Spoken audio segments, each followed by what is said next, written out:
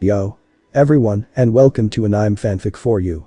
Today, we're going to explore an interesting hypothetical scenario of what if Issei was betrayed by everybody and was the son of the legendary Dark Knight Sparda. This is a Devil May Cry solo leveling DXD fanfic. Issei Hyoudou is betrayed by everyone in the supernatural, being the leaders, his girls, his partner. Everyone, to the point where he has nothing left but one girl. Saved him, and now he tries to push himself to get stronger because without strength, you can't protect anything. So he vowed to work hard and protect his new family. But before we start, please consider subscribe to the channel and give this video a like. Also check the description for more informations. Now, let's start to part 1. Prologue: The Choice. Issei Hyoudou, actually just Issei, was betrayed by the supernatural leaders and the woman that said to love him after extracting drag out of him, who turned out to be a woman and gave him a punch on the stomach on ruining her image and be called joke by everyone. Who turned out to be Drake but is called Elia and left to the side of his ex-harem new lover and new pillar named Ash, and after take the evil piece out of him and remove all trace of office power, including Great Red, who is also a girl, and kick him into a magic circle to send him away in a transport circle. And what was even worse was being told that he was disowned by his parents and all his stuff.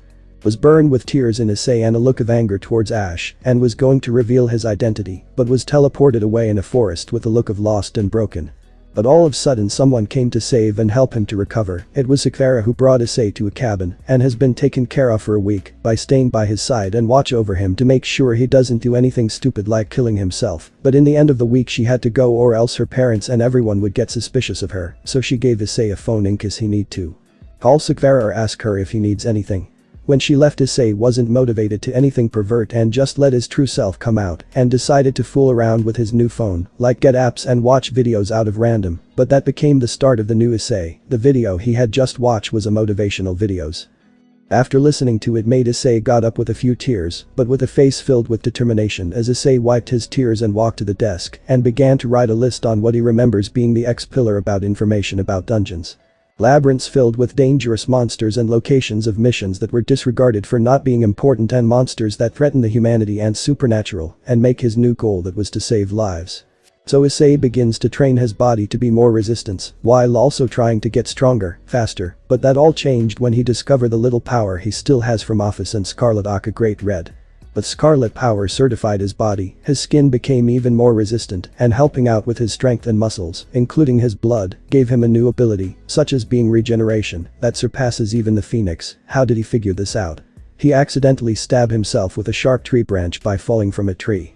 But Office power increased his magical reserves, slowly growing each time he uses it to the point of exhaustion, but by doing it made his magic reserves increase further. But the craziest thing he has done is to attack himself with magic to build even more resistance against magic, and to the point where it succeeds, he increases his magic reserves, well, also increasing resistance, so win-win. But making his body extremely exhausted and wounded, but to him it showed results. And also discovered small amounts of draconic and demonic magic he has, but they were so little that he would only be able to use it once, to the point where it would disappear. So Issei decided to increase his demonic energy with the power of Office, although this completely backfired, making his demonic energy explode inside his body, almost turning him into a devil. But with Issei determination and the will to make sure he does not turn into a devil, pointed all of his demonic energy into his right arm, but sadly, the amount of demonic energy was too much, causing his arm to start morphing and bleeding. With no intention of stopping, he would grab the sword that he received and begin to store the rest of the demonic energy into the sword. For some reason this was working, and it surprised him that it changed shape, as he was dedicated to his demonic energy into it to relieve him from the pain. Slowly, the pain went away, but the results were shocking. His right arm became that of a demonic red arm with glowing blue cracks in his sword. After that happened, he decided to take it slow with the draconic powers. Suddenly he learns how to use a magic surprisingly 4 type, but they were different than his own dragon abilities, discovering that they add more power, and for some reason, he can eat those 4 types of magic, which he decided to give it a name, Dragon Slayer magic. Reason why he believes this magic could damage and kill a dragon still has not been tested, but that is what he believes.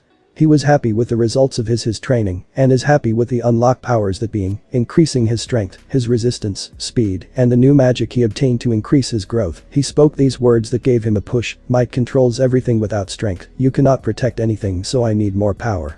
He said, with a smile on his face. He believes with this new power and the growth of his abilities, he will surpass his past self and show the world that Issei no Nero will show them the power of hard work and determined to protect the weak and maybe save the world. But it's not like that will ever happen, right?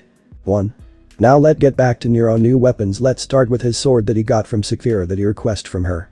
It was just a simple western sword, but after the accident with his demonic energy that he named Rebellion, a massive longsword with a heavy double-edged blade. The grip is plain, but the guard is skeletal, with a skull design on each side, leading to the ribcage from which the blade emerges. On one side of the blade, the skull is that of a human, while the other uses a horned demon skull. The power of Rebellion is remarkably powerful than any magical sword. It is sharp enough to pierce the surface of the strongest object, while it is powered by his demonic arm, and it is also one of the most durable objects capable of withstanding hits from any enemies he has encountered so far. Next would be the Devil Bringer, or also known as his demonic right arm, that physical manifestation, his demonic power. The arm possesses superhuman strength, which it can also manifest through a larger, spectral arm. It is also capable of absorbing powerful items and manifesting their power. Although Nero displays discomfort with his arm and hides it from other people, but in the end he comes to accept it, but now sees it as a tool to be used against evil. The most notable feature of the Devil Bringer is, of course, its unusual ability to summon a larger, spectral arm. This arm can do feats of supernatural strength, which Nero often uses to his advantage when fighting demons and monsters. Nero regularly uses it to move and throw objects much larger than him. The Devil Bringer itself also seems to be highly durable, which when combined with its strength, makes it very useful for blocking attacks. Although the Devil Bringer is constantly glowing, the strength of the glow appears to be linked to several factors. Those include how much focus Nero is putting into it, or how much energy he channels through it, Nero's own stamina and emotional state, and presence of some important objects. Throughout his training, he mastered his own style with Rebellion that he named Swordmaster style, but this wasn't enough for him, so Nero decided to also learn on how to use a katana, and the reason why is because he was born in Japan, so he should also try to at least also learn how to use his home country's weapons. That's when he decided to go off to a journey without notifying Saphira, and was at the force of Kyoto, this time training with a katana that he named Muramasa, created by the same way, like Rebellion, a powerful sword that could slice the mountains apart with one slash. But even if the sword is powerful, the person who wields it isn't able to use it properly.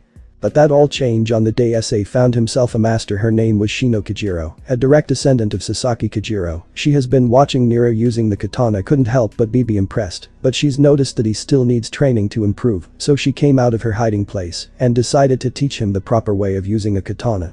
This, of course, made it a happy learning directly from a descendant of a powerful swordsman. 2. Shino has been telling him about Sasaki that amazed Nero, and can't help but think he wishes he could have met him. Throughout the days, he continued training under Shino instructions and has gotten better, but she has noticed that something is bothering Nero. And decided to ask about. Nero began to tell Shino since he trusts her and explain his story on how he was known as the Red Dragon Emperor and how he helped the supernatural leader and his ex-harem until it all went thrown to the trash. After hearing the complete story from Nero, she couldn't help but just get angry and call the supernatural leaders idiots, and that the women he loved only seek power from him to the point where they just find a pretty boy to give him the power without realizing a person who loved them and worked hard to make sure they could live a life in peace. She then began to make Nero reflect, did all the supernatural leaders truly betray him? After hearing that, he began to think and remember the people who were there and who weren't there and their face expressions, and remembered Thor's face showing that he was in a disagreement with this. Even the face of a goddess who was supposed to hate men couldn't help but be worried for him. And remembered when going to the dungeons killing monsters and noticing their souls being collected, where he understood that someone was watching him, including some people who were his friends, remembering a specific Dragon King sacred gear user shouting that this isn't right and a girl supporting him, but everyone ignored them, including a team he met when going to Grigori. And that when he began to speak the names on whose didn't betray him: Thor, Artemis, Hades, Saji, and the brown-haired girl who was the bishop of Sona. Peerage name is Ria, team/dog. After remembering them, he couldn't help call himself an idiot for believing everyone was against him and decided to have a talk with each of them to explain what he's doing and not to mention his future plans. After finally seeing Nero's determination back on his face, she then talked about her daughter, who is also a sword woman, but she's a half-elf, and telling him the story about her husband and how they encountered a monster on whereas she was completely exhausted and being told to run away with their child.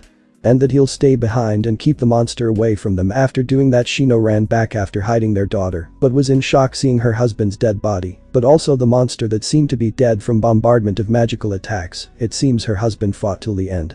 As Nero heard the story, he couldn't help but be sad. She lost her husband, but she began to speak that day made her daughter grow up and trained under her. She even teased Nero by saying that she doesn't mind that her daughter goes out with him. including on saying she would be alright with her joining his new harem, which made Nero completely surprised. But what surprised him even further was that she asked for grandchildren. This made Nero shout back, saying that he doesn't know her and he'll see about that once he gets to know her daughter more or even gets to meet her. This satisfied Shino and decided to teach Nero his final lesson, that being a battle against her.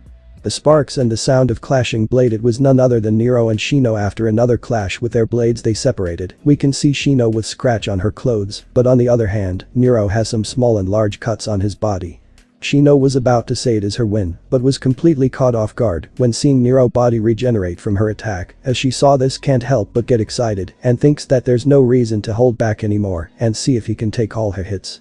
After the battle, the winner was Nero, with wounds healing him as he holds his sword at his master neck, while she was smiling while her sword on the ground at least 2 feet away from her as they bow towards her, ready to leave with lessons he learned, as she waved him goodbye until he turned back towards her and say, "If you need me, call Devil May Cry, that's my future business." He shouted as he left for her sight. Shino walked back to her home and began to prepare tea and brought it outside to her brooch as she looked at the sky. That boy is special and with honor. I can't believe Yusaka would trade him away for a man who looks or the only thing catching. I thought she was smarter, but now it's time for my family to reach happiness. I can't wait to see my precious grandchildren. I wish you were still here with me, Wana said Shino with a sad smile, looking at the protract, but then all of a sudden felt a warmth she's forgotten in years, a spectral projection of man with pointy ears, as Shino had tears in her eyes. She knew it was him watching of her as she spoke some words to him. "Even if he isn't here, don't worry about the future of Betrix. I believe if she is by his side, they'll both be happy, and our daughter will have her smile back, and our grandchildren," she said with a smooth voice until it got louder with words of grandchildren, but the spectral projection disappeared after the sound of the slide door opened by a beautiful elf with refined features and a voluptuous figure as she carries her sword by her side. She has long platinum hair, blue eyes, and near pale colored skin. Her attire comprises a gray robe with tattered edges, a white bikini top, and black short skirts with gold accessories. She wears a leg stocking on her right leg from just above the ankle to the middle of her thigh, while her left leg is bare save for 2 straps and black gloves. She also wears a jewel-adorned hairband and a necklace with what appears to be a sapphire. Seeing this girl who arrived, Shino smiled, ready for operation. Make them meet and get her interested. "Hello Betrix, how long has it been?" Betrix stared at her mother and spoke while sitting next to her. "I've been fine, traveling, fighting and eating delicious foods," she says like it was the most normal thing, until talking about food, as Shino can tell a sparkles in her eye. It seemed her daughter likes food just like her father, who likes food as well, but Betrix stared at her mother, who seemed to be tried, and saw her mother's sword seeing scratch on the blade as she found out she must had a battle and asked her, "Hey mother, did you have a battle with someone or something?" Shino, after hearing her daughter day and the question from her, state as she began to her about Nero. "Well, for a month I had guessed his name is Nero." This interested Betrix, knowing her mother doesn't let anyone close unless she knows them, until hearing more about him. "I found him in a forest near Kyoto. He was good with the sword, but he was trying to master the kanata. It was difficult for him, but I came in and trained him. I'll say he is strong and a quick learner, although his previous life happiness was taken away from him, and now he pushed himself through and became what he is today," she said as she gave Betrix photos that Nero had of his old self, and now his new self also includes a picture of the person that took everything away from him. "That how he looks before, and I must say he was cute, but I never imagined that he would look like this, and the white hair was something he requested me to help, and I must say he looks good with it." 1. Betrix saw the picture and couldn't help but agree that his old look makes him cute and filled with happiness and love. For some reason she felt jealous someone has a nice life, but after hear that his happiness was taken away from him. And now she felt bad for him and wondering what happened to him to change. She couldn't help but be curious, since they're now the same, as she stared at the new look of him and couldn't help but think it must have been something serious, but he still has his smile even if it's not like his old one, but they still felt the same. That when switching to the next picture that show a different male, but for some reason there was marker on it with a person with a mustache and say "I'll kill you," she could see that this is the person that took everything. Shino saw what her daughter was looking at and began to giggle about Nero and told about him. "Well, that man is named Ash, please ignore the marker written. He told me he had to relieve him after destroying all pictures of him, and as you can see he now starts to marker him. It quite funny," she said with more giggles, but then gave her daughter a serious look and warned her about him. "Be careful with that man, he may seem as a kind young man, but after hear about him from Nero, he said that it disguise his true name is Beep. Beep. Beep. As he said to me, never trust anyone too much. Remember, the devil was once an angel," and I couldn't help but agree with him, but sadly the people he trust believe in this Ash than Nero, but I believe in him, he's good person, and I know that he will find a way. Betrix After hearing this person, she made a reminder never to visit Yusaka because she knows she'll try to introduce him to her and she won't fall for it, but then again, she was surprised yet again her mother trusts this person. It seems her mother can see something in him. This made Betrix more interested in him and decided to keep the memory of his future business and remember the name Nero and said if you put all your trust in him, then I might as well try to meet him as well. He sounds very interesting. You and him had a spar which must mean he's strong. I want to learn more about him. Shino. After hearing that she began to have a nice smile, it seems her plan has worked. Betrix is now interested in him and gave her daughter a warning about this man that will potentially ruin her life and only looked up at the sky saying the horizon, I guess one person can make a difference. I can't wait to see how much you will grow Nero. Line break. Back with Nero in his cabin in the middle of the night, Nero was looking at the table where he can see his weapon Rebellion and Muramasa with some packs of supplies to go to the mission that the factions have disregarded and was laying on his bed as he began to sleep. Line break. Nero dream. Nero suddenly appeared in the middle of a wasteland, but strangely he saw two of himselves. One seems to be walking ahead getting further away from him, while the other one was crouching down surrounded by a sandstorm that seemed to get closer to Nero location. For what purpose am I here? Nero didn't know what to do, but all of a sudden being covered by the storm voice spoke to him. In spite of everything you've done for them they hate you. Nero began to move his head around and trying to catch these voices, but then again, another one appeared. You're moving into the darkness where your ghost haunts you. Nero just stood there, beginning to speak. Almost seems like the darkness is trying to consume him. I can still hear her voice inside my head Rainer. It seemed like the voices were right, the ghost of his past, coming to haunt him again, the person that is he loved one time before. It seems her words were true, he got betrayed again, but this time by the people he cared for. I want to kill all of them, I want to tear all of them apart. All of a sudden Nero began to walk where his old self was crouching and noticed the figure of Rias and everyone that betrayed him in one single person, changing every few seconds, tormenting his old self. Nero began to walk towards the figure of everyone that betrayed him with Rebellion in his hands, preparing to stab his sword on their back. But before he could even land a hit them, his Otherself that was walking ahead appeared before him, holding his sword, preventing him from stabbing them. This surprised Nero. He was angry trying to push his sword through, but his other self continued to hold the sword and stopping him. Why is he protecting them? He had several questions, but then he noticed the face of his other self, showing him a face of, are you sure about this? Then all of a sudden a tiny voice spoke to him, Issei Hyoudou doesn't kill people. This made Nero stop and drop Rebellion as his other self began to walk away. Continuing his path as a Nero just stood there, then more voices came. All the things you've been thinking about Nero make me sad. That voice, where did he heard it from again? And now Nero finally, noticing that he's almost in the pits of the sandstorm, he began to slowly move towards direction of his other self as more voices appeared, some being people he knew, others he doesn't remember anymore. As he heard the voice of Saji, you're not a jerk for what I know. Issei, you see things, you do things. Make choices. Even when you win a battle sometimes you encourage people, even me. After hearing that voice, he wanted to reflect on the things he has done before and now by everything has done and said, I wish I have done things differently, and also the things I've said to all my friends and to people that are still helping me who I almost consider my enemies. Then Saji's voice appeared again, speaking to him once more, none of that matters Issei, you're my friend. Hearing that voice made Issei have tears coming down his cheeks once again. Nero continued to move forward, but the big question was still in his mind, I don't know what to do. Those words still lingered in his head. Things have been changing his original plan, he's just been frustrated with everything. He trained his body, but what he lacks was his mind. Then all of a sudden, another voice appeared and spoke to him once again, you start by doing the hardest thing. You forgive yourself. After those words were spoken, more voices appeared. They were all compliments that made him happy. It was only natural for this to happen. Issei Nero was never someone who wants money or women, all he wants are words that could fill his heart with joy, give him happiness. But after hearing all those words, someone appeared before him near the end of the storm.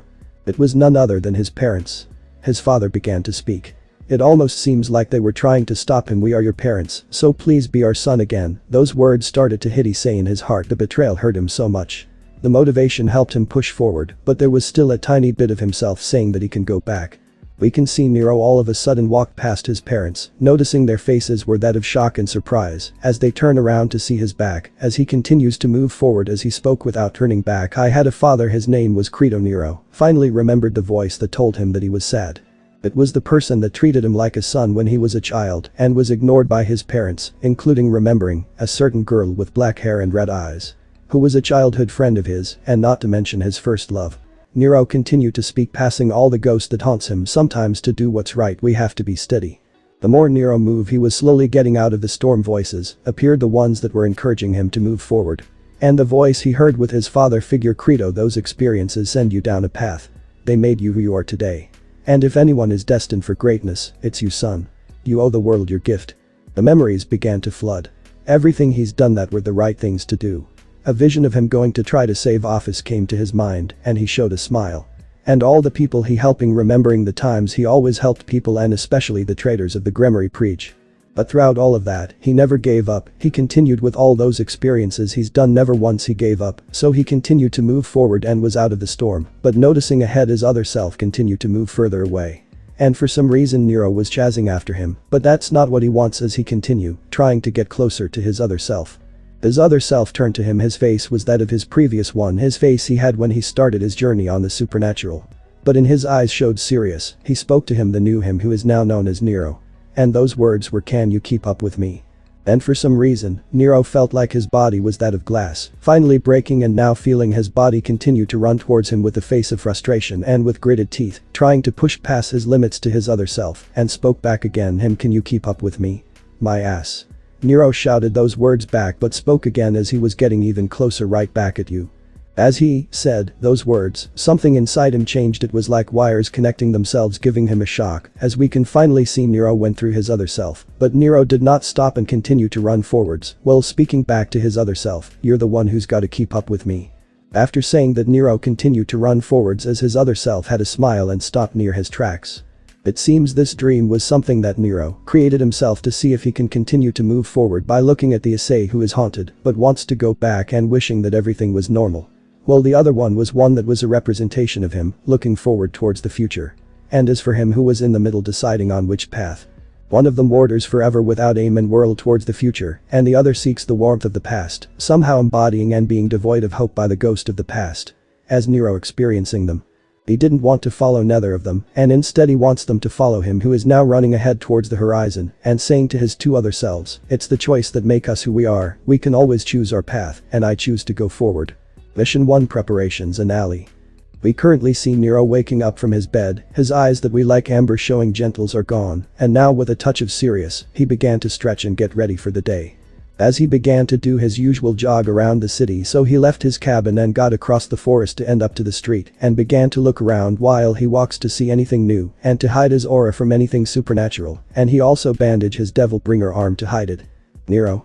I'm done with my training and dealt with small dungeons around here, so I should be ready to fight that labyrinths, just that I need some new equipment, and also I have to talk to them," he said, remembering the ones who did not betray him, and also thinking of equipment to take with him to a labyrinth, but then all of a sudden he heard a voice. "Don't worry, I'm here for you," spoke a gentle voice. It was a girl with black hair and red eye on the right side, while left side was covered by her hair, as she seemed to reach out to a cat that stuck on a tree branch. Nero suddenly stopped in his track to look up at the girl, and for some reason a memories flowed into his head, that girl, his first love and his first friend. He rushed over since the tree branch she was laying on was breaking, so in an instinct he caught her just like the past and said one word. "Nero." "Karumi," he said the name of the girl, who was surprised by being caught and the person who caught her and called her by her name and stared at him. "Karumi. Do I know you?" she said, looking at her supposed savior and staring at those amber eyes of his that remind her of a certain boy who saved her from falling from a tree just like this before. "Nero." He immediately look away and curses him mentally for saying her name without thinking. Sorry, I just thought you were familiar," he said the truth, because he was also curious. He could sense a sacred gear in her. "Karumi." She just stared at him and tried to remember someone like him, but nothing came up, so she questioned him. "I see. Could you tell me your name?" "Nero."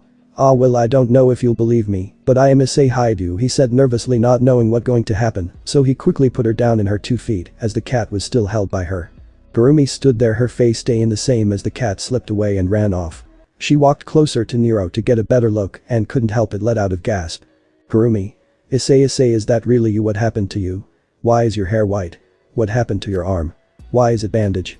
What are you doing here, and why do I sense you being a devil?"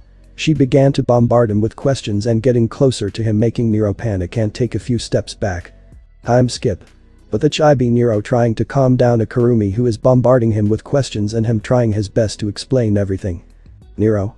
So yeah, that's what happened to me, but I'm trying to get stronger right now," Nero explained to Karumi about everything when she left him when they were kids. And where he didn't see Credo anymore. And to the point he just put on a mask in front of his parents, even telling her about the supernatural, how he got involved by being killed by his first girlfriend every one of his battles, and finally his battle against the beast of the apocalypse 666, and finally his betrayal. By all the supernatural, he was even surprised that the girls he risked his life for betrayed him, including Vali, who revealed that he was a she and her name was Valerie in the battle against 666, and confessed her feelings for him, but that love was fake and didn't last forever. And now him trying to push himself to get stronger to not lose anything anymore. Karumi. She couldn't believe what her childhood friend has been up to. She couldn't lie. She was angry that he had his first girlfriend and got killed. She wished she could meet that person and kill her herself. But she also wanted to kill Irina since she's seen her before trying to steal her Issei. No her Nero. I see that's a lot to take in. Nero, are you going to kill them? If you like, I could help you. I gotta punish Irina for touching my things. Nero. No, let them be. They'll receive their punishment when they realize that Ash is not the kind person that everyone thinks he is. He had a smirk. He couldn't wait till the day comes when Ash reveals himself and how things will turn out. Karumi. I see, then I won't do anything, but I should thank that girl Sakura for taking care of you. You need a light in your darkness, she said happily, but slowly gotten sad. She couldn't lie, she envied Sakura for being what Nero need right now. Nero. He saw the expression of Karumi and couldn't help but be sad, trying to remember how did he always comfort her. So he did one thing. And that was to have her head pressed against his chest to hug her. Karumi, don't envy Sakura, she's not my only light, you're also part of it. When I was almost going to be consumed by the darkness, a light appeared for me, and you were part of it. Besides, I may be selfish, but I love you and her. I have always loved you. You were the first person to know the true me, you know. Karumi was in shock on what she heard and being embraced by Nero, and hearing his words of being part of his light, she had tears welling up and wrap herself close to him. Nero, I have to tell you something first, how I know the supernatural, and once I finish, couldn't hear what you think. Nero. Scene, she listens on how he got involved with the supernatural. It's now his turn to hear how she got into the supernatural. And just rubs her head. Of course, if something terrible happens, believe me, I will do everything I can to help you. Karumi backstory. So then Karumi explained her story. She was returning home to school and she was suddenly attacked by a stray devil and she almost died. But was saved by a fallen angel, and she introduced herself as Arin, an ally of justice, self-proclaimed, and explained to Karumi about the supernatural, and the creature that tried to kill her was a stray devil, and asked Karumi if she wanted to release her sacred gears so she could help Arin on killing stray devils. Karumi at that time, who had a pure heart, was determined to protect her family and friends, and including her special person Issei Nero, and she accepted and unlocked her sacred gears Fgil, and teamed up with Arin hunting stray devils in her pastime, and ranked up a kill count of 50 stray devils. But then one day would change everything for Karumi because she decided to invite Arin to come over her best friend Sawa house, and to which Arin accepted, and her reason was genuine. She wanted to invite Arin because she sensed that she had an aura of sadness and could also tell she is suffering from some sort of depression, maybe something involving in Grigori, and her friend Sawa had a cat that Karumi thought that could snap Arin out of that state. Since animals can comfort people, however, as she walked up to Arin, and what Karumi saw had enter a state of horror as the body on the ground that was supposed to be a stray devil was none other than Sawa, dead, as Arin was holding some sort of artifact, and it was none other than the sacred gear. Karumi despaired deeply and quickly realized Sawa was the stray devil that Karumi killed herself. Things are going out of control. Karumi was going into a Juggernaut Drive state, but Karumi used her fourth bullet on herself before she would go Juggernaut Drive, reversing time and stopping her Juggernaut Drive and returning to the moment where she started to be overwhelmed with despair. And it was then Arin revealed the truth, a plan which was to take every single sacred gear in this area and infected humans with some sort of virus to make them seem to be stray devils, and so Arin can make an excuse that she was killing stray devils that had sacred gear and collect them and give them to Grigori and receive praise by everyone in Grigori and to receive the affection of Azazel.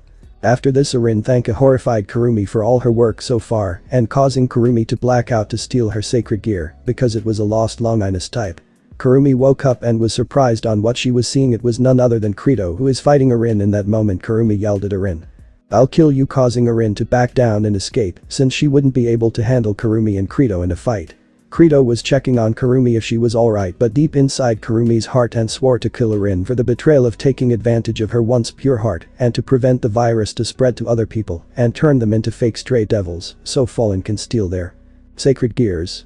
Karumi was taken home by Credo and being told to stay away from supernatural beings, but Karumi went on creating many clones of herself to make a huge information network and is trying to get information about Arin to kill her. Karumi. And that is my story. You must feel disgusted by me. I did so many cruel things. I killed innocent people with my own hands. I thought I was doing something good. I believed I could protect everyone including you if I got to see you again, but I was weak." She began to tear up everything she had to do. She believed she was doing the right thing, but instead, she turned out to be a monster killing people by orders of a crazy fallen. Nero? He stayed silent. He couldn't help be sad for such a story. He didn't care that she killed people. It's only natural. You have to do it to survive, but to think she was technically manipulated now that just pissed him off. That person, Arin, took advantage of her. And couldn't help thinking her story similar to him when it came to Rainer. So he did the only thing he could do: embrace her. "I don't care what you did, even if you have blood in your hands. You didn't know you were manipulated by her, and I swear I will help you to kill her. And because I'm here for you."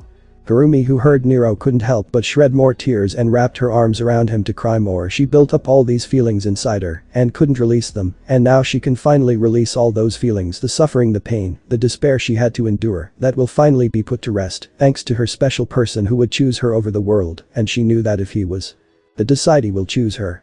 And that was not a lie. Nero would choose her over the world. After everything calmed down and everything began to relax, they then began to talk about other things, to not remember the suffering they had to endure and just talk, normally completely ignoring the supernatural stuff, until Nero had to explain his future plans. Nero? "So yeah, so far, I have to supply myself with weapons to get myself ready for the incoming battle in the labyrinth near Romania," he said, beginning to think where he should go to get supplies, since he doesn't know how long he'll be there or how he'll come out from there. Karumi? "You have 2 swords and you're good in close combat. I wouldn't recommend going in there without a gun. You're going to need a lot of firepower. If you said that place is dangerous, and you're gonna need it," she said, as she began to make something appear in her hands, being what it seems to be like a treasure chest, and hand it over to Nero. Nero, who is curiously looking at the box in front of him, began to open it, and what he saw was none other than 2 revolvers, being black. As he began to pull the guns out, he began to examine them.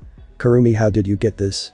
"Karumi, I have connections in the dark part of the cities, and I do receive work as a hunter killing supernaturals. I received these as a gift by a woman craftsman. Even though I have my own, I thought I could give these to you like a present," she said, nervously scratching her cheek, not knowing if Nero would like to have a gun as a present, but she was completely off guard. But his next words. "Nero? No. No, these are fine. I was actually thinking about getting some guns, or was thinking about creating my own. I actually learned a type of magic named transmutation, so I can improve it or make new weapons while I go collect stones from that labyrinth. Thank you for the gift," he said, beginning to kiss her forehead as a thank you, not knowing what he did actually put her red. "Karumi? It's no problem. I thought you would like it," she said, blushing as she tried to not be seen by Nero. "Anyway, you're going to see those people who didn't betray you, right? So what's after that labyrinth?" she said, to put their attention somewhere else. Nero? "Ah yeah, after the labyrinth to Fortuna.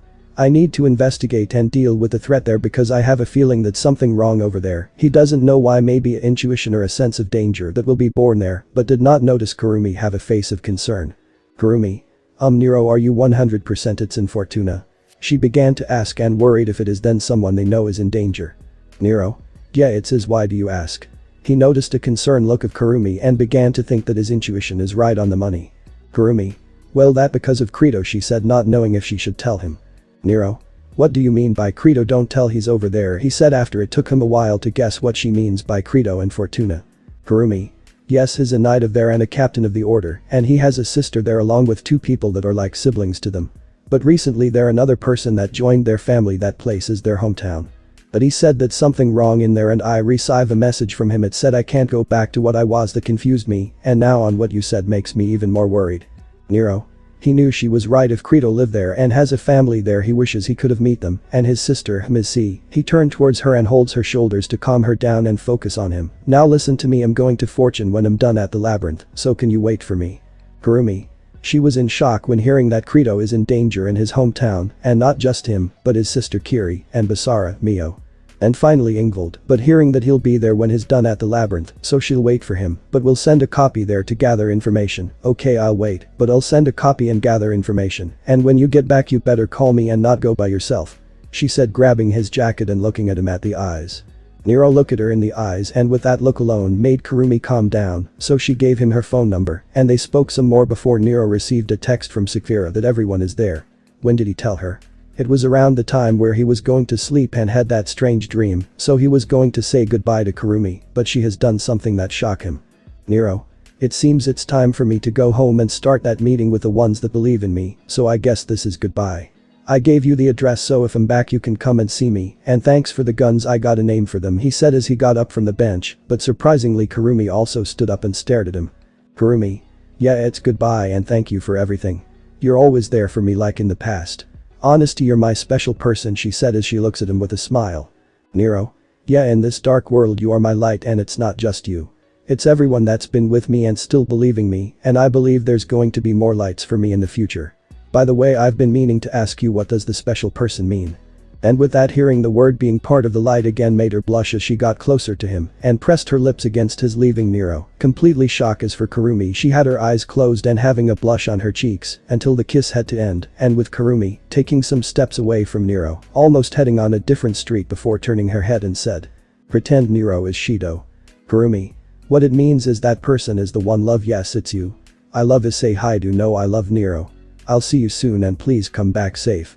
By the way, that wasn't our first kiss, I took the first one, and if you think Arena took it then you're completely wrong. I'll be waiting for you to return home. After saying that, she left, taking a corner and disappearing like a shadow. As for our favorite protagonist, Nero stood there in shock. The girl he always loved in the past loved him back, and not to mention what he heard about stealing the first kiss. He always thought it was Arena, but no, it seemed Karumi took it away. Being there for a few minutes, he began to recompose himself, and something deep inside him felt light and happy, and with that he began to walk away to the direction of the cabin for the supposed meeting. Line break. The cabin. We see multiple people inside the cabin. They were all sitting in chairs or the couch as they all look at each other, surprised to see each other, main being Saji, who is staring at Thor wife Sif, and his daughter Brur. Speak of Sage, he wasn't alone. The entire clan of Sona were here, except for Tsubasa Yura, who joined the Gremory peerage to be with Ash, which made Saji and Ryakusaka angry over her. Surprisingly, they were able to convince Sona to participate as well to rest of the peerage. It wasn't only them but also Hades, Persephone, Artemis from the Greeks, and Laisha Astaroth, who wanted to see Issei and see if he's alright. The last group is Dog, made by Tobio Ikus and his girlfriend Sei Taoju, Natsume Minagawa, a fan of Issei's show, Kaki Samijima, a brother of Big Breast, Shigyu Nanaderu, the girlfriend of Kaki, who would have thought that the quiet girl end up with a loud delinquent.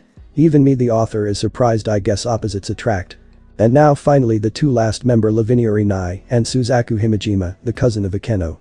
And now our final person who has been taking care of our protagonist, Sakura Gares, who is holding her phone and waiting for the arrival of Issei Nero.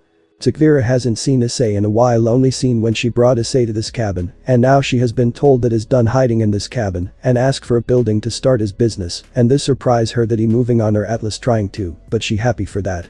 All of a sudden a knock on door was heard and everyone was staring at it until she spoke up. Sakura. You can come in, Issei. Everyone is here so no need to be nervous, she said as at a minute before the door opened.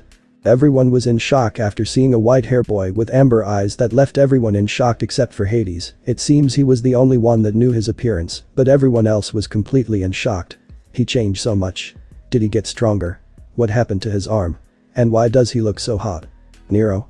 Hey everyone, it's me, Issei, but you guys can call me Nero now. I decided to change everything, so I also started by changing my name, so please go ahead and call me that, he said, with a slight smile that caused almost a few girls to blush. Sakura stood up and walked towards Issei, checking him out, and said, Issei, no Nero, what happened to you? What happened to your arm? Why do you look so different? Answer me right now. Time skip. So Nero explained to everyone about the change of his appearance, and his hair was just dyed, just so he could walk freely without anyone recognizing him unless he talked. Also explaining about his new powers, explaining that he still had a few of the leftover power by Scarlet and Office, where he also received a regeneration by literally getting stabbed by a tree branch, but also trying to use the demonic energy left by the evil pieces and cause his arm to mutate into a demonic arm, but sadly couldn't hold so much demonic energy, so he released the rest of his power onto Rebellion. After that he discovered a new type of magic with 4 elements to slay dragons. And also his new guns that were given by Karumi, but strangely after talking about her lots of girls were staring at him coldly. That made Nero scared. Nero? So yeah, that's everything. There was more, but he wasn't sure on telling them about his dream and the voices he heard about power. He's try his best to ignore it. Until he was slapped by Sakura. Sakura. So you accidentally stabbed yourself with a tree branch and almost died by explosion amount of demonic energy, and lastly you had a second childhood friend crush that you haven't talked about, huh? She was angry by the carefree attitude he said about those things like they weren't that big of a deal, and she wasn't the only one angry. A lot of girls who have feelings for the new white hair boy were also giving him stare. Nero. Well, I didn't think it was that important since it from the past and it felt nice reconnecting old tides. And I had no idea about the regeneration. It came like it was natural, although it's pretty slow for now, he said as a sweat dropped from the intense stares. Aisha. Well, I will admit your regenerating is not normal, but from what I can guess is it's that arm you have. What did you call it? Devil Bringer. An interesting name, and will you use it at Ash? She said as wouldn't hesitant on helping Nero. Sona. I knew it, you haven't changed, you're going to take revenge, and you're going to need our help to make it happen, huh? She said, not trusting Nero since she believed Nero only wanted the girls back to satisfy his desires. Saji. Sona. I know I mean Nero, and I know he isn't planning on taking revenge on the girl and Ash. He turned towards Nero to question him. You know something about Ash? I will admit he off like he came out of nowhere and Riaz started falling for then the rest of the girl. They quoted that he had all the perfect things they are looking for, Saji said, which sounded true. It's like he was planning on it. Nero. He could only smile and knew his best friend figured it out and said, you're completely right, Saji, I knew you could figure it out. It's just you said this was all planned out against me. It was to weaken me with a dragon fall by making the girls to betray me and to take all my power away, to not have a disturbance like myself around. He looked angry that the girls believed a stranger with great looks over him, someone who risked his life for them. Sona. She stay quiet and think about it. And everything sounded like a perfect plan to get rid of a powerful threat like Nero off the board and to have the enemy hide themselves with the allies, but Sona couldn't believe it, the man she was fallen from is the enemy. But a lie. There's no way Ash could do that.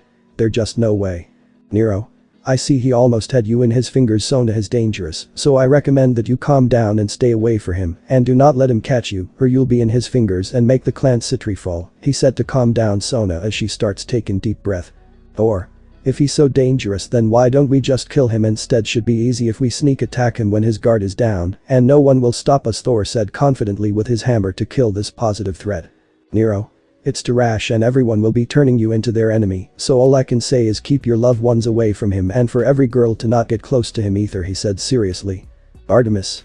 Though think we can't protect ourselves. Though think we are just princess waiting for rescue. Then Though is a fool to believe in that. She said angrily, thinking they can't protect themselves from just a single person. Brewer. Yes, do you think we weak? Huh, if so then fight us right now then. She said as lightning starts crackling around her ready for a fight. And she wasn't the only one, all the girls gave a look like, do you really think we're that weak? Nero. No, I do not consider you weak. It's just that the enemy is a rotten snake. Sure, he has the power of Delia, the Red Dragon Empress, as well as Scarlet and Office, that's not what I mean. He's someone that will try to take advantage of you and gather that information to your enemy, and finally he'll bite you and slither around you like the rotten snake is. Because we all know who he is, an old enemy who is supposed to be dead, and his name is Beep. Beep. Beep. A moment of silence was in the room. No one spoke, everyone had a terrifying face, the most being the females. Some of them let out some gasp and covered their mouths, almost feeling like throwing up. That person is him, and he was doing things to the people they know, just thinking about it is disgusting. One person couldn't take it, and it was none other than Saji. He quickly ran to the bathroom and threw up. Everyone else had terrifying faces. Except for Hades. Reason why is because he knew he was alive. He tried to get his soul but no results. Lavinia. She had her face completely shocked, thinking what her little sister was doing with such a man. She really wanted to warn Valerie, but for some reason she couldn't. She was angry at her for abandoning Nero, and if she told her she wouldn't believe her. You can't be serious, it's really him. Her voice sounded terrified. Tobio. Damn it, he really is a snake. He's sneaking and passing information to our enemies. Why didn't I notice? He let out a shout with anger, frustration as a punch, the wall leaving a small crack as Jin was watching his partner. Sona. For her, on the other hand, was completely disgusted. She was almost going to give herself to that man, and if she did, she would be broken. If she knew who he was, she wanted to warn Riaz, but if she said anything they'll think of her as a traitor, and that man will use his influence to destroy the Citri house. I can't believe it. I almost committed the greatest mistake. Nero. I know how everyone feels, but you can't say nothing. If you do, he'll catch on and make things worse. So I recommend each of you to start gathering your forces and prepare yourselves for anything. He said calmly. Everyone was surprised by that, and it was true. They all had to keep the guards up against him, but not too much to draw his attention. Hades. I see you grow up, boy. That's why you're preparing yourself when the day happens, am I correct? Nero. You're right, that's what I'm doing. I'm trying to get stronger as fast as I can, so I'll tell you my future plans. I'm planning to make my own business, but before that I'll be taking some of those missions that everyone left disregarded. The first is the Labyrinth in Romania. In that place, it has great material and powerful monsters. Nobody knows what lurks below the 100th floor, so I'll be the first one to get there.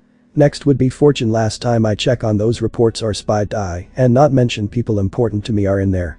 He said, explaining what he's going to do and to also get ready to go to school to finish his 3rd year. Sona. After hearing the explanation, she stood up and stared at Nero and bowed. I'm sorry misjudging you. I can't believe it. It's so hard to believe it, but I'll support you, not just me, but the Citri clan as well, she said, as the rest of her periods also stood up and nodded as well to support him. Saji had that smile. And someone else was watching him with love in her eyes. It was none other than Rhea. Thor. How talk to my army, as well as some Valkyries, who haven't felt for him yet. We'll do everything we can to maintain Asgard. I hope you can support us, Nero, he said, as his family also nodded as well to get the support of Nero. Tobio. Say no more to us, wherein we'll pass your information on what's going on. Be sure to visit the dog bar. You got that, he said, with a smile as well as the group nodded. Lavinia was the only one who is thinking until she stood up. Lavinia. I mean Neo-kun, I'm sorry for what Valerie has done to you. I should have been a better sister. She began to lower her head further. She wanted to apologize to the boy because of her she couldn't keep Valerie in line. But then all of a sudden. Nero. It's not your fault, Lavi-chan, he did everything he older sister would do, this is her choice. So there's no need for you to apologize, besides, I'm angry at her, not you, so please raise your head and show me that beautiful smile. He spoke gently. That smile was the same one he gave in the past, so warm with kindness. It just made Lavinia blush, trying to hide her flesh cheeks. She turned away, but couldn't help but admit that Vali is an idiot. Why betray someone so kind like him? And look at him, he changed so much, he's no longer cute, and it's just hot. Unknowingly Lavinia, and let her fantasies take away. A few members of the dog were smiling at that.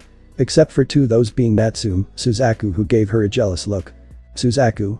I would also like to apologize for Akeno acting. If you ever need my assistance, don't be afraid to ask, she said calmly, also feeling guilty on what Akeno did. Nero. Like I said to Lavinia, I don't blame any of you, I only blame them. My head is towards them and the factions, but I am not going to help them nor do anything unless it involves with my loved ones, meaning the people here are the ones I care for now, he said, with confidence without knowing his actions cause another uproar. All the girls who heard his words began to have flushed cheeks, except for Saji girlfriends Momo, Haruko, including the 2 older goddesses who are married to their respective husbands. Rhea had her eyes closed and placed one of her hands on her cheeks and letting out fufu for such joy. Natsume had a happy face, but you can see the hint of pink in her cheeks as she couldn't help but giggle. Lavinia, on the other hand, let her imaginations go wild. As for Suzaku, place one of her hands on her chest, feeling it pounding rapidly. And, lastly, our 2 goddesses. Artemis was completely red, muttering things, such as womanizer. As for Brewer, can I help but wonder what is this feeling in our heartbeat as rapidly, and whenever she looks at the boy, she couldn't help but read as her mother had a face of happiness, thinking I'm going to be grandma soon. Well, Thor began to look at the boy, thinking if he wants to take my daughter, then he has to fight me. Hades. That's sweet of you, boy, but I do not need it of your kindness. If that's all, I will excuse myself. Hades said, but Nero placed a hand on his shoulder and said. Nero. Before you go, I have something to tell you, Lord Hades. I believe it will come in handy, he said, with a kind smile, and a good idea to get the god of the underworld to support him. And how can you do that, you may ask? Well, pretty simple, help Hades with his love life. He knew Persephone, it's probably not interested in his bones form, so giving Hades the god of the underworld advice, as well as showing him a picture of a form he should take to make Persephone fallen in love with him even more. And to spice up his marriage life a little, and now he took the new form he was recommended. His new form was very attractive. All the girls had to admit it looks good on him. But one person in particularity had her eyes in the shape of hearts. She couldn't help but examine every part of her husband, and unconsciously, she began to lick her lips, quickly grabbing Hades by the shoulder and drag him to the magic circle, but they turn around and look at Nero. Persephone. Thank you very much, Nero. My husband looks wonderful on this farm. I feel like I'm falling in love with him 100 times over. You have my support as well, including my mother. If you ever need it, I wish you good luck in your journey now, if you excuse me, she said, kindly teleporting away with Hades. The room stayed quiet. For some reason the men all gave a salute to Hades. He's going to need it because they believe that she's not gonna let him sleep in a while. Give a salute to Hades. As everyone was speaking about supporting Nero, everyone began to leave, only leaving Leisha to be the last one to say goodbye, except for Sakriva, who decided to stay with Nero for the remainder of his rest day before he heads off to the Labyrinth to finally set her feelings straight for Nero. Outside the cabin, we currently see Nero speaking to the last guest to leave, and it was none other than Leisha Asterith.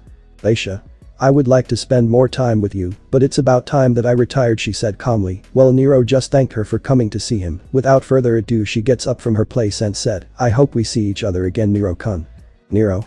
Of course we'll see each other again, Leisha-san," he said, with a smile. She didn't like the idea of leaving him alone, but she had to leave. Leisha thought of a way to keep in touch with So. "Leisha? Nero, do you have your mobile phone?" she said, half shy because of the question. "Nero? Yes, why? Do you want to make a call?" he said curiously as he took out his phone. "Leisha? Cold, you lend it to me for a moment," she said shyly and embarrassedly. Leisha just took Nero's phone and then took out hers and started writing something on hers, and then she wrote down something on Nero's. "Leisha? Nero, I wrote down your number on my phone, and I also wrote down my number on yours," she spoke in a raising voice a little, in order to prevent her shyness from making as her voice falter. "I'm leaving, I'll talk to you later," she said to disappear in a magic circle quickly. Nero only smiled because of the scene, but a mysterious fox saw this with a little malice, thinking of a prank to play. Inside the cabin. At the moment where Nero walks into the cabin, a woman appears with her arms crossed and a frown. "Sakvara. Nero," she said, looking at the present with annoyance and with his face of seriousness that she always gives to everyone. "Nero? Hello," he said with fear when he saw her faces of seriousness and annoyance. "Sakvara. You've been getting pretty close with other girls, haven't you?" she said, not forgetting about Karumi. "Nero? What are you talking about? I just get along with them, it's not like we're lovers." Nero thought she would get angry, but seeing how she takes out a boxes of pizza and 2 soft drinks from a pocket dimension, which levitate next to her, and leave them in kitchen, and she instantly hugs the white hair boy. "Sakvara.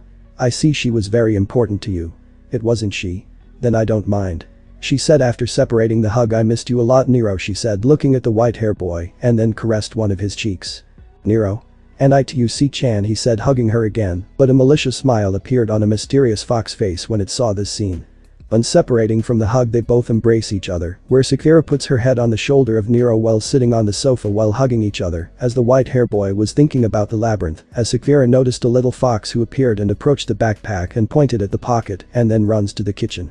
Which made Sakvara confused, but she decides to ask her beloved Nero. "Sakvara. Nero-kun, what's in your backpack?" "Nero? Nothing, just my clothes and some things, ma," he couldn't finish, and remembering the numbers of the girls he received and nothing, love. "Let's go to the kitchen," he said, pushing Sakvara butt. "Sakvara? Are you hiding something from me?" she said, looked suspiciously at the white hair boy. "Nero? Of course not, love, we are going to eat something. I guess you will also be hungry," he said, trying to avoid the issue without realizing he's calling her love butt.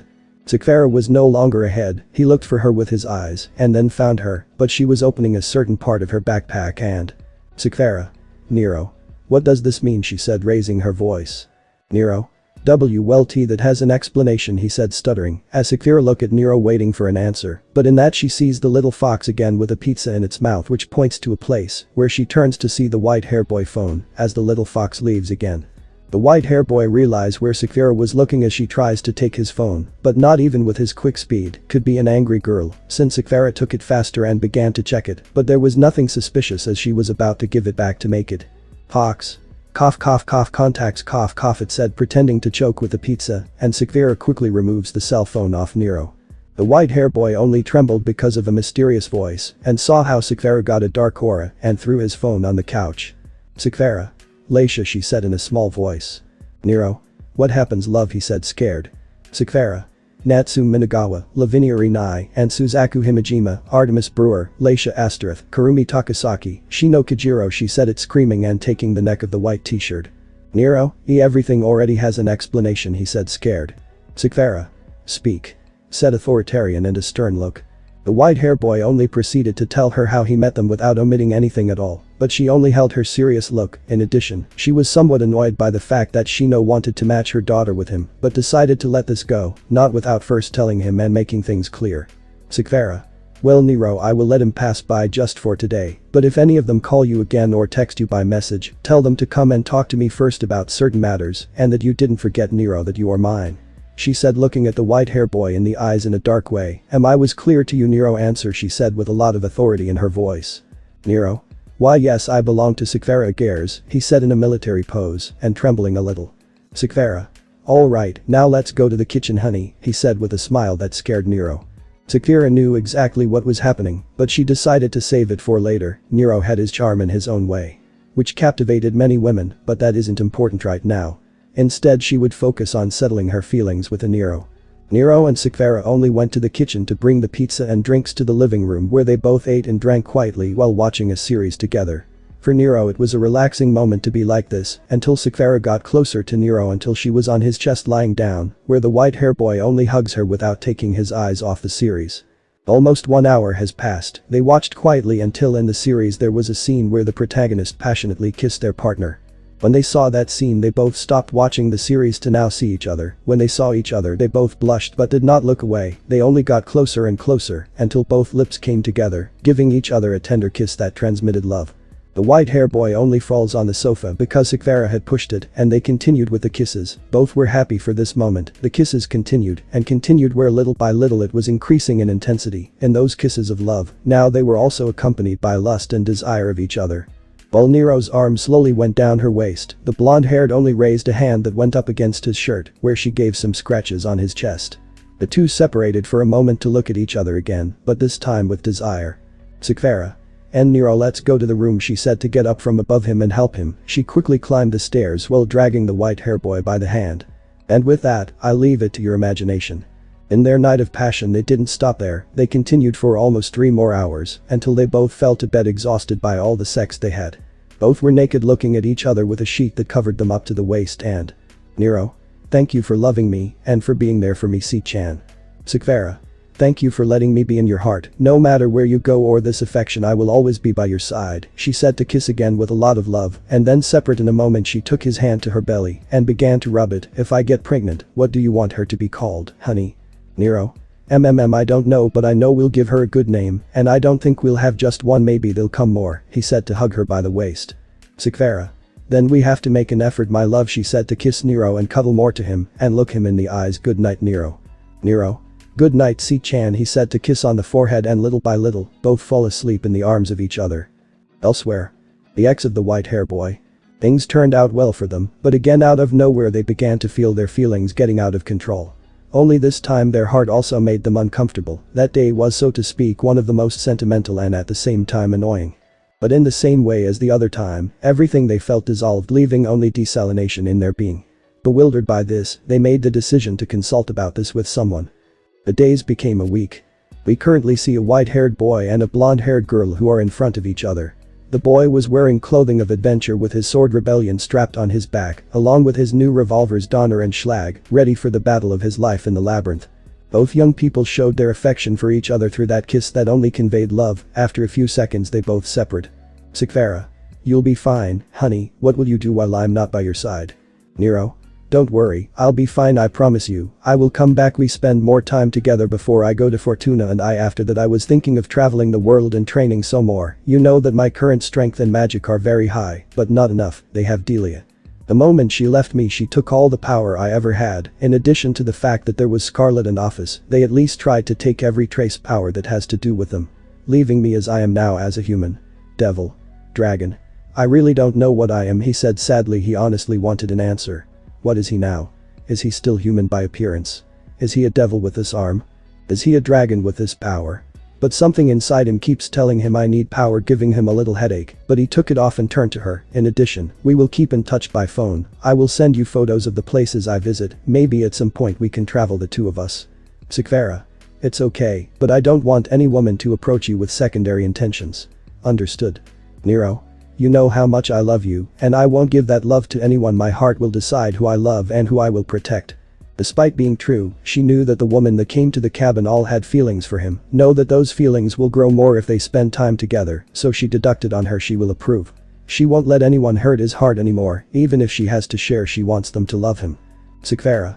It's okay, but I'll still miss you a lot, not having you in my arms and not feeling your comfort. Nero. I know it's also difficult for me to be without your caresses and pampering, but we will still love each other forever, C-chan. Sparda. Nero, she said to kiss the white-haired boy again with passion.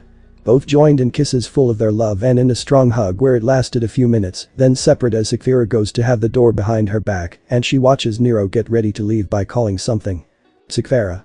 I love you very much my Nero-kun," she said with a beautiful smile that he only showed him. "Nero. And I love you too C-chan, see you later," he said with a smile of great happiness and with his hand saying goodbye to his beloved until he shouted up in the skies, "Let's go Ryudomaru." After shouting that something appeared in the skies, it seems to be a small little red dot, but then it grew in size. Its appearance was an enormous flying ship. As it heard the call of its master, it used the magic circle to teleport Nero inside the ship.